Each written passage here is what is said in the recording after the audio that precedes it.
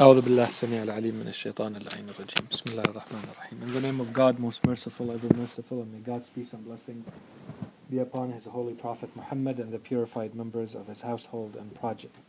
Allahumma salli ala Muhammad. So the topic that we were discussing, or that we had started discussing, is an extension of our exploration of materialism. So we started by looking at the beginning of the universe, then we looked at the beginning of life, and then we wanted to spend a little bit of time trying to understand the beginning of what we call a human being. So we looked at a human being a little bit from a evolutionary perspective, and we said that there are some gaps there, but we didn't spend too much time on it. And then we looked at a human being a little bit more from a philosophical perspective, to say what makes a human being different. And we went through a series, a number of differences between what we find in a human being and the rest of nature. And these are things that are not only differences, as we said, they're not only differences in degree. So a human being is not more or less of those things, they are differences in kind. So these are things that are completely different in a human being that we do not find in other entities. And we went through a whole series of them. But at the end of the day, the one that was the most striking, or that really distinguishes a human being from everything else, is their mind. It's the analytical, conceptual ability that a human being has and the way they can think. That distinguishes this entity that we are from the rest of the animal kingdom, let's say, which is the closest thing to us. And then after we talked about that, we made a link and we said, let's drill down into one specific area. We said all of these could be explored in a lot more detail, but let's look into one specific area to help us, which is the mind. Because the mind is going to help us. I'm talking about it very, neutrally and not spending too much time on it, but inshallah, once all of this is done, you're going to see how, inshallah, all of this is going to allow you to better understand what we mean by the soul. And this is what we're trying to get to. Because this is the antithesis to this idea of materialism. At the end of the day, either you have a soul or you don't. Either there's an afterlife or there isn't. That's where we're going.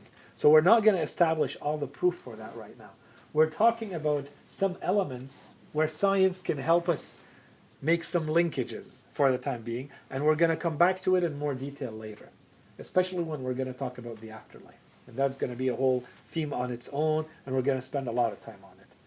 For the time being, what we said is we're exploring what distinguishes a human being from the rest of creation, from the rest of the animal kingdom, one. And two, let's look at the mind specifically. So what's the issue with the mind? So don't forget, our issue right now is to see, can materialism explain to us the world or not? We said materialism says the only thing that exists in the world is matter and the energy that transforms back and forth into mass, energy, energy, mass. So it's matter or the energy that is transformed into or transfers from. Okay?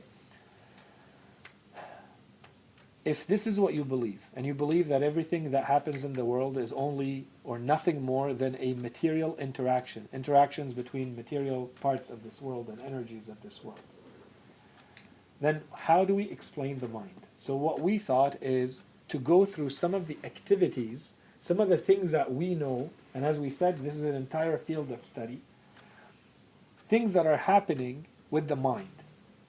So they're looked at really, really in psychology, but in other areas too.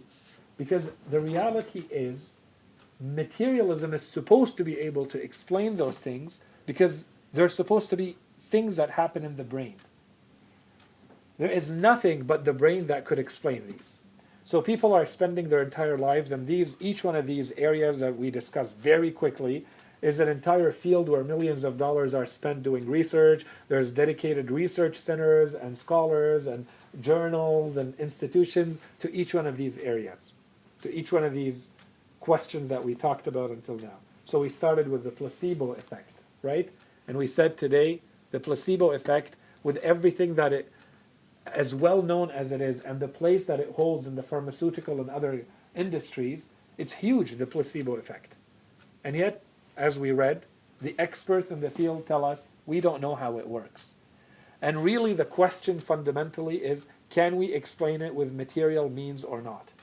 Is this just material interactions, or is there more, something immaterial, non-material, that is your real true nature, that is being influenced by these things that are beliefs, that are things that may make you change your mind, control your brain, regenerate your brain? Is this all the brain itself doing what it does? Or there's something else and the brain is only the tool? And we talked about a number of examples to allow us to better understand this. For instance, the pigmentation and the big canvas. Okay? You can understand the parts of a beautiful painting by looking at the parts, but the parts don't tell you the whole story about the painting.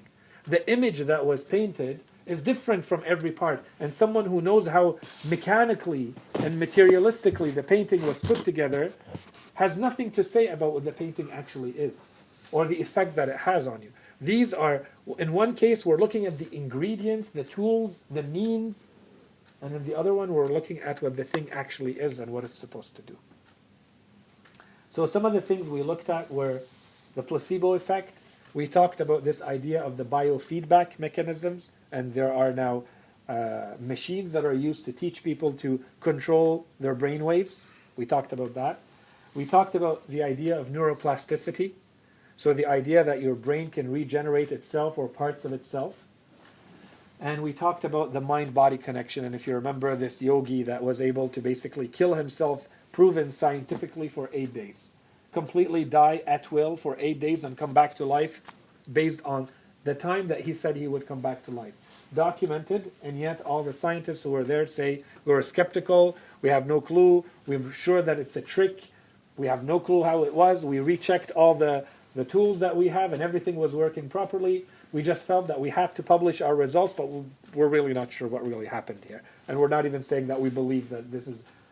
We saw it in front of our eyes, but our system of belief does not allow us to explain what just happened or even accept it. Okay? We talked about all of that. So now we wanted to continue with a few more, not a lot more. We have, I think, 3 of them left. A few more activities of the brain that may or may not, based on what we're claiming, may not be fully explainable by what the brain is capable of, what we know the brain can do. So this next one is hypnosis. So again, I'm going back to this book called Brain Wars by Mario Beauregard, and now we are at page 113. So chapter 5, The Mind Force Within. I'm not going to repeat what I said about the book. I really recommend it. So very quickly, again, just giving you samples. So page 113, the author of this chapter says, in the mid-19th century, anesthetics were not yet available, and terrible pain was associated with every surgical procedure. The English surgeon John Elliotson, a professor of medicine, and his protege Scottish surgeon James Esdale, a medical officer for the British East India Company, proposed that hypnosis could be used as a therapeutic tool to reduce surgical pain. There is no painkillers yet that we can use to put people to sleep so that we can do surgeries on them. So these two decided that we're going to try to hypnotize people so that we can do surgery on them. To test the validity of their proposal, Elliotson and Esdale performed hundreds of surgical interventions with the hypnotic trance as the sole anesthetic agent. Some of the surgeries Esdale carried out in Bengal between 1845 and 1851 included amputations and then we have testimonials of them, and then they continue, page 115. Remarkably, these surgeries performed under hypnosis were conducted without pain and with very low morbidity rates. Because usually normal surgeries, a lot of people were dying then. These, they're not dying. In fact, the death rate was reduced to only about 5% at a time when surgical mortality was about 40% for these kinds of procedures. Esdale attributed this positive outcome to the successful relief of pain with hypnosis. So So this is page 115, and then if we jump to the end of the chapter, hypnosis can be a powerful tool for harnessing the power of our minds and affecting the way our brains and bodies function. Research shows that suggestions received in a hypnotic state of trance can markedly reduce pain perception and improve various skin conditions, allergies, and asthma. And this is all a huge industry today. Okay, even people who have addictions and you go, they help you through hypnosis to basically change your behavior, change your life, and all of that. Hypnotic suggestions can also alter the activity of the brain and even lead to spectacular body changes. For instance, people who want to lose fat, let's say, and get back in shape, they use hypnosis too. It's a big industry. As researcher Emily Williams Kelly points, these bodily effects are much more specific than the general physiological processes associated with simple relaxation. The mechanisms by which specific hypnotic suggestions can trigger specific physical effects and contribute to the healing of the body still remain elusive. And that's the point. They still cannot understand or explain by looking at the way the brain works what is happening when someone is being hypnotized. And this is the point of this chapter. So again, it's to question this idea of materialism. I can go on, but I think that was the point. In the hypnotic state, the subjects seem to be able to access deeper levels of the mind.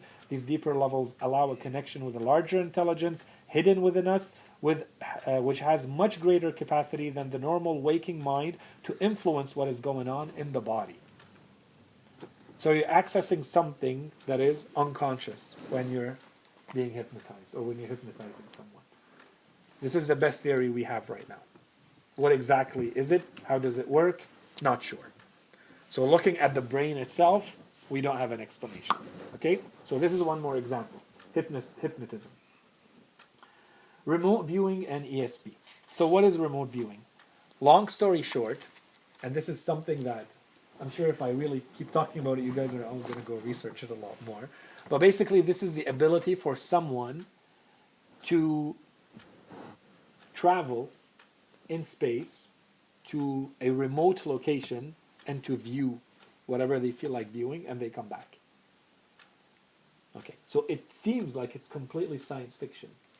So this entire chapter is showing how the military uses this and how it started years and years ago during the Cold War between the US and the USSR, and these became programs that are funded with millions and millions of dollars. And there's entire documentaries and books written about this. If you want to look it up, it's called remote viewing.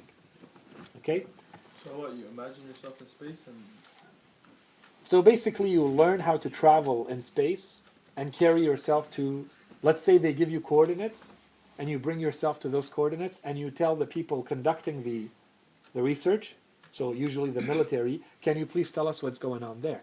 And without him actually going there? No, you're sitting in a room with them, and you travel to Russia. Okay, this is what they were doing. Okay, I want to say something. Yeah. I want to say something. Like, as much as I want to believe what you're saying, because you're saying it, Yeah. I don't have proof. Yeah. You know, and what you're saying, what you're saying sounds like a miracle to me. Yeah. And I understand, like you would say, the question really is for me right now is, as a religious person, is if something not materialistic, does that mean it's a miracle or no? No. Exactly. Of course not. So that, but I need the proof because we haven't, as a person, I haven't seen this day to day where things unmaterialistically happen, like how the way you're saying it, like a person stops his heartbeat for 5 days, then comes back to life, 100% normal. So basically you're stuck in the materialist world. Yeah, like I'll say, yeah, like basically, I haven't seen proof enough for, like. So what I'm trying to do is to open your horizons to that, and basically tell you that there is a lot more going on in a human being than this body. Okay, I understand that, and Yeah. I believe that, but the amount that you're giving me right now of that, course, I'm doing an overload. You're doing I get that. overload. That's like I don't I don't accept it just because I hear it. And so this is the reason why instead of doing it through religious means, because we're going to go back to that, but I think all of us grew up with hearing it from the religious side, all of this. Okay? I'm trying to present it with scientific documentation. Okay. I'm trying to show that the scientific literature if you know where to look and what to look for, it does not contradict anything that we believe in. And these ideas that we have about miracles, let's say, well, a miracle is maybe not as miraculous as we think it is. Maybe these miracles that these prophets and imams do, it's because they completely understand the laws of nature and what Allah subhanahu wa ta'ala has put in place, and Allah subhanahu wa ta'ala has given them that kind of knowledge to use nature to its full capacity. Okay. Which is completely different than saying a it's a miracle miracle. breaks the law. No. But it's a miracle for them to have that knowledge. As in that, because usually nobody, no, if they were born with that miracle, with that God, then they'll be normal. Mm-hmm. That didn't come from nowhere. So what I'm saying is, this opens the door to at least discussing, contemplating, looking at the idea of maybe this is not as miraculous as we think it is. What's not? This knowledge. Or this Because the we're fact- finding the fact traces that of things it. Are not materialistic. The things that are not materialistic. Okay, I understand. Because we find Well- traces of it in normal human beings. I'm not saying that everybody has it, but I'm saying if you find all these traces of it, Yeah. of people having all these supernatural powers, but they're only supernatural because the majority of people don't know how to tap into them. So this remote viewing, for Okay, instance, I agree with you. But Yeah. my problem right now is I haven't seen one person with that supernatural power. So like basically, how can I like believe that there is a supernatural person without seeing concrete evidence of that? Like, that's your open-mindedness or you see what I closed-mindedness mean? to Like, it. I'm not gonna personally. I'm Yeah. not gonna believe whatever you say. Like I believe. No. So I'm gonna go back. You know what I mean? Yeah. So I It's was not gonna like- finish like, with that it's argument. not like you're not like that's the thing. It's like I respect what you're saying, but like, can you please like with what you're saying give like a reference Do what you're or saying. something like a picture? You know what I mean? Like, don't No, just say so it. basically, Don't so just He say told it. you search up remote viewing after, okay? yeah, so each one of these, I think it's really worth researching on your own and making up your mind. I'm not trying to convince any of you guys that any of this is the way it is. Okay? I am teaching you, I am giving you tools so that if you need to discuss things that today are recognized by scientists and by military programs and by governments all over the world, each one of these topics, with huge experts and industries and books written about them and so on and so forth. And I'm saying this is in the scientific world, okay? I'm not saying this is just, mass media and what's on social media and it's just a flavor of the day. Okay, I'm not telling you believe in it. I'm saying if someone comes to you and says the world is materialist, I'm going to tell them, well, here's 10 examples of what the mind apparently is doing today. That materialism Like, has can no you give us- clue. Can you give us like a concrete website, like something like that? So like when they say no, you're lying. Google.com. Well, what am I gonna tell Wikipedia. them? What if they tell me you're lying? What am I supposed to tell them? Like, You how need am to I- go research. Give them this book. Start with this But book. it's just a book. Like there's a lot of books. Like books don't mean they're right. Okay, so this guy, as I said, he is a neuroscientist and one of the biggest in the world. Okay. So I don't know if, like, for anyone who knows how it works in the academic world, you can't just publish whatever you want. I can't just go, and self-publish on Amazon. Anyone can do that.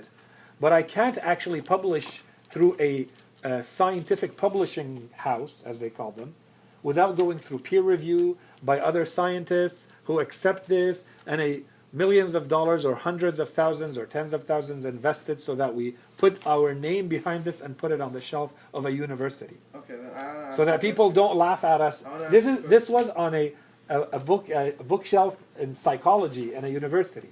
Okay. But Which are is- there books about how the Earth is flat? Sure.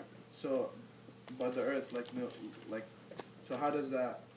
You know what I mean? Yeah. Like I'm not like what I'm saying is like something becoming a book Mhm. doesn't mean it's right. Yeah, but he's using scientific data, I'm assuming. Yeah. For the books that say the Earth is flat, they're probably using. What's scientific that? Yeah, data. but No, you can- those are like probably theory books. Bro, no, you can But see. that's the thing. Like you can that is, search like, I up. don't know, You like, can what's search theory up the books, data and see. Okay, this is first of all makes no sense. It's biased. There's stuff wrong with it. You can obviously you can make up anything and then You can do a study and That's then what it's I'm. biased. That's what I'm saying. But Yeah. that's what That's what it's I'm a meta. saying. Didn't you say Yeah. it's like a meta-analysis? Yeah, it's full of Yeah. meta-analyses. But anyways, long story short, Sayid, as I said, I'm not trying to convince you that each one of these things is valid or not on its own.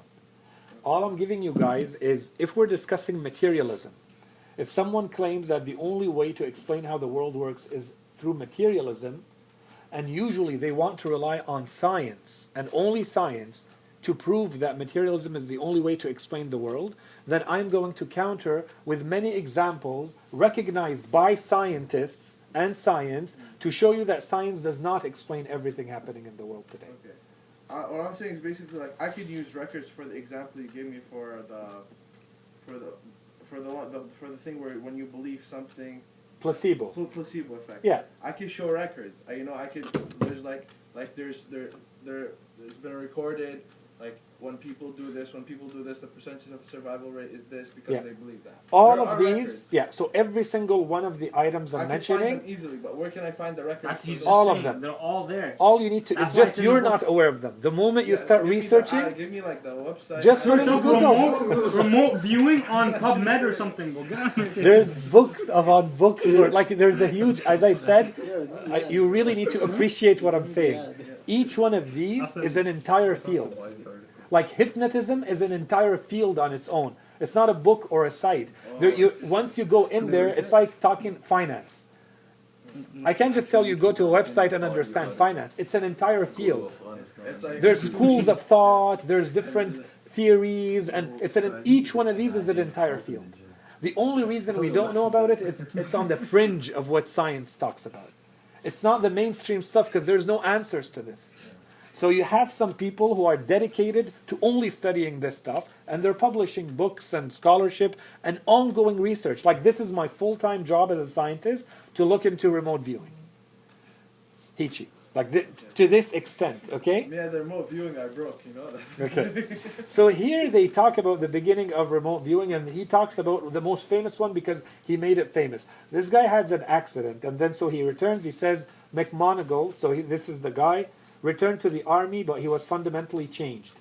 His near-death experience had apparently given him the ability to achieve altered states of consciousness at will.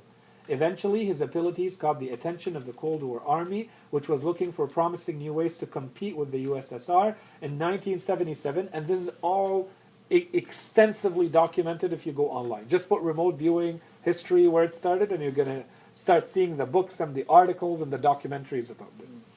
He was one of the first officers recruited for the top-secret Stargate project, backed by the Army and other U.S. government agencies, including the Central Intelligence Agency, the CIA, and the DIA, the Navy. These agencies were interested in testing whether remote viewing, the mental faculty that allows a perceiver or viewer to describe or give details about a target that is inaccessible to normal senses due to distance or shielding, represents a truly efficient means to obtain sensitive intelligence information. So the point why they recruited him initially was to see, is this even true? But it's not me and you here sitting in a basement discussing this. This is the CIA, this is the biggest intelligence agencies in the world doing those tests. And this lasted from 1977. Anyways, it goes on. This guy won every medal at the end for this work, and then they made it all disappear. But today, you can find all the information online related to this. Okay? So that's one field. So remote viewing is another area. I don't want to spend too much time. I want to go a little bit faster. And then the last one that I wanted to talk about was this idea of the near-death experiences and the out-of-body experiences.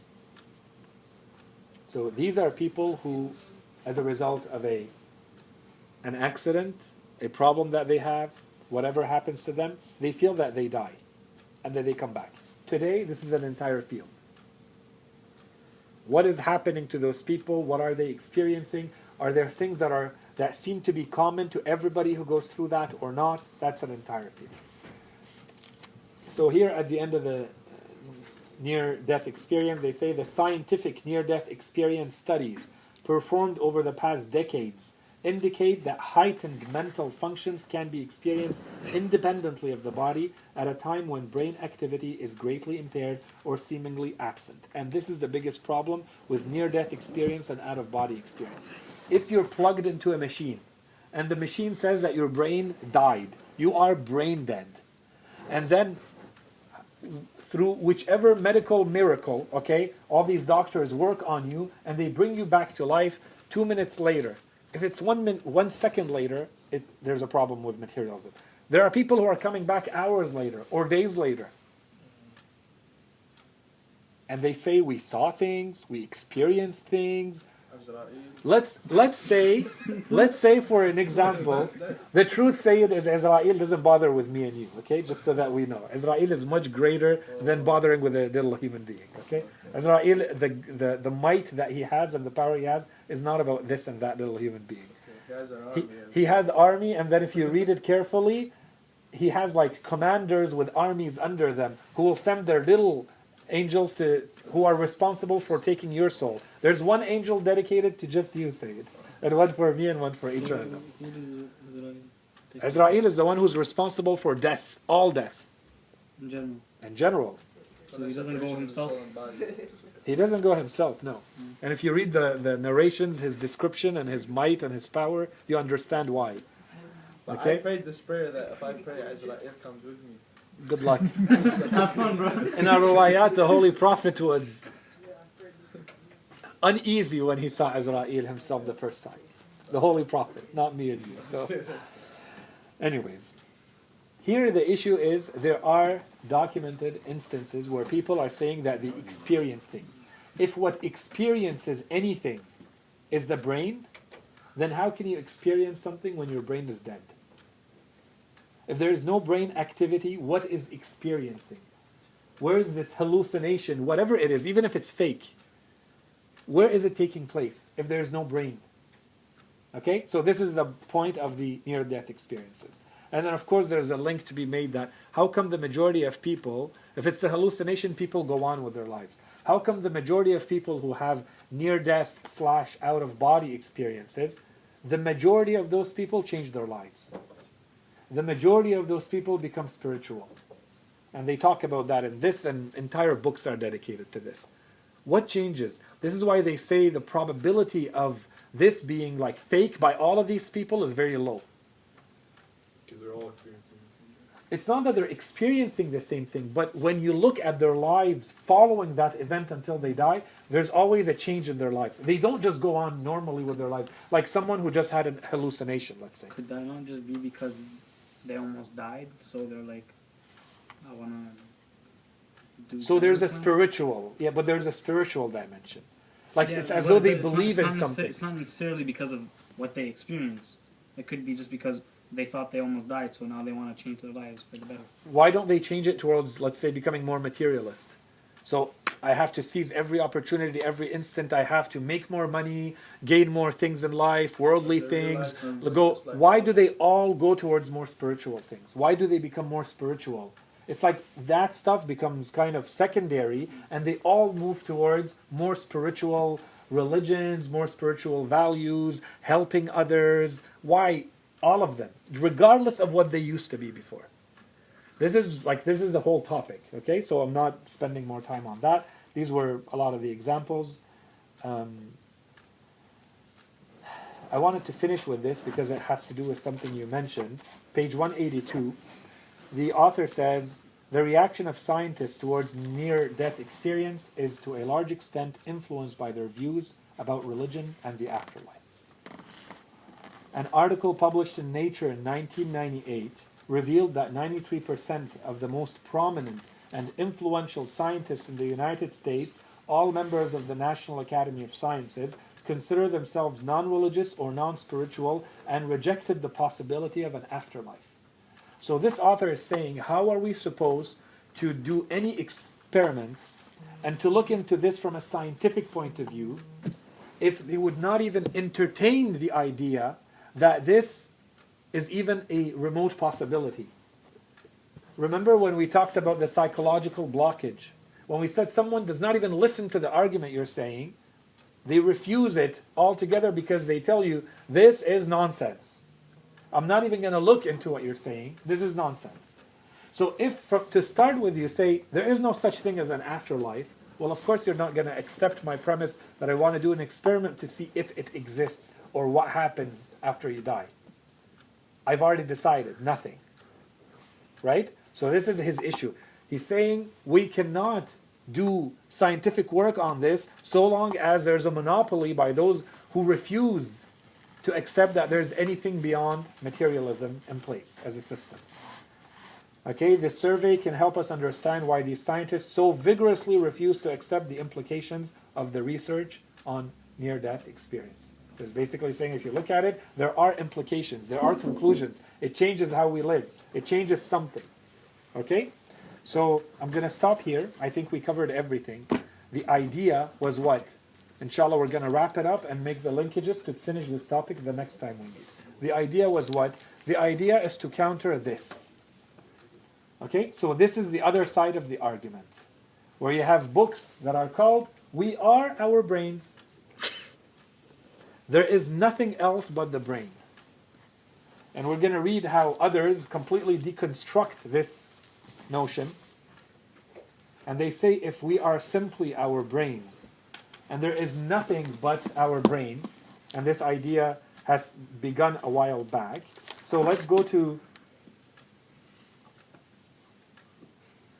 this idea. See, here he says, this is Raymond Tallis in a book called Aping Mankind.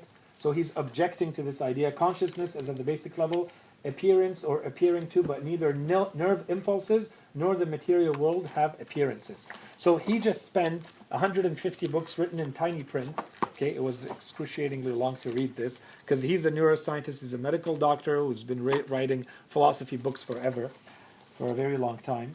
Okay, trained as a doctor before going on to become professor of geriatric medicine at the University of Manchester, elected fellow of academic medical sciences for his research in clinical neuroscience, and then since 2006 he's been doing more philosophical work. And this whole point of this book is to go against this idea of that you can limit the human being to we are our brains.